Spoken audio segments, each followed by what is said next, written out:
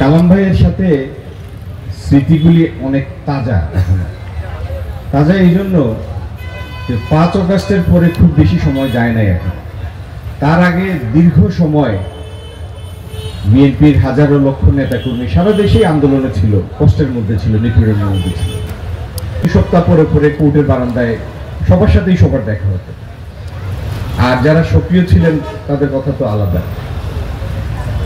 কালাম ভাই সদর বিএনপির জন্য, সিলেট বিএনপির জন্য এতই অপরিহার্য ছিলেন যে তার এই বয়সেও, অসুস্থতার মধ্যেও, যখন সিলেট সদর বিএনপি পুনর্গঠনের সময় আসে সর্বশেষ, তখন তাকেই দল আহ্বায়কের গুরুদায়িত্ব অর্পণ করে এবং তার উপরে দলের আস্থার প্রমাণটা তিনি এইরকম ভাবে দিয়েছেন।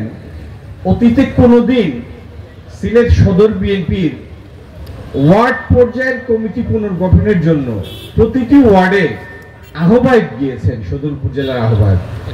আমার অন্তত এরকম কোনো নজির জানা নেই এবং বহু সভায় আমাকেও তিনি নিয়ে যেতেন। আমি নিজেও এই সদর উপজেলার ওয়ার্ড পর্যায়ের কমিটিতে অন্তত 20-25টাতে আমারও যাওয়া লেগেছে এবং কমিটি করার পরেও সদর উপজেলা বিএনপির কর্মকাণ্ড সন্তোষজনক কিনা, প্রত্যাশিত মাত্রায় সক্রিয় কিনা, এগুলো নিয়ে তিনি প্রায় আলাপ করতেন। কয়েকদিন পরে পরে কালাম ভাই যেতেন চিটাগাঙ্গে। চিটাগাঙ্গের খবর শুনে আমি জিজ্ঞেস করতাম যে শ্বশুর বাড়ির ডাক আসছে কিনা। তো বলতেন, ভাই ডাক আসছে, আমি কয়েকদিন একটু ঘুরে আসি। রোজা মাসে মাঝে মধ্যেই চলে যেতাম ওনার বাসায় বাকরখানি খাওয়ার জন্য। এটা আমার জন্য নির্ধারিত ছিল, গেলেই চা আর বাকরখানি চলে আসে। অনেক স্মৃতি, মানে টুকরা টুকরা অনেক স্মৃতি। এই বেশি দিন আগের কথা না, আমাদের সর্বশেষ কর্মসূচি যেটি ছিল বিএনপির অক্টোবর মাসে, না 23 অক্টোবর মাসে, 7 জানুয়ারি নির্বাচনের আগে, যেটা অক্টোবর মাসে, তো সেই সভার জন্য সারা দেশের লোক গিয়েছে।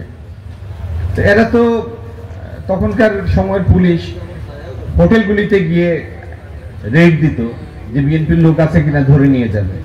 তো সেই রকম এক রেইডে সবার আগের দিন দেখা গেল কালাম ভাই গ্রেফতার, আর সাথে আমাদের খাদিম পাড়ার জাকের মেম্বার। যাই হোক, রাত্রে আমরা থানায় বহু চেষ্টা চরিত্র করে একজনকে বের করে নিয়ে আসলাম। তিনি হলেন কালাম ভাই।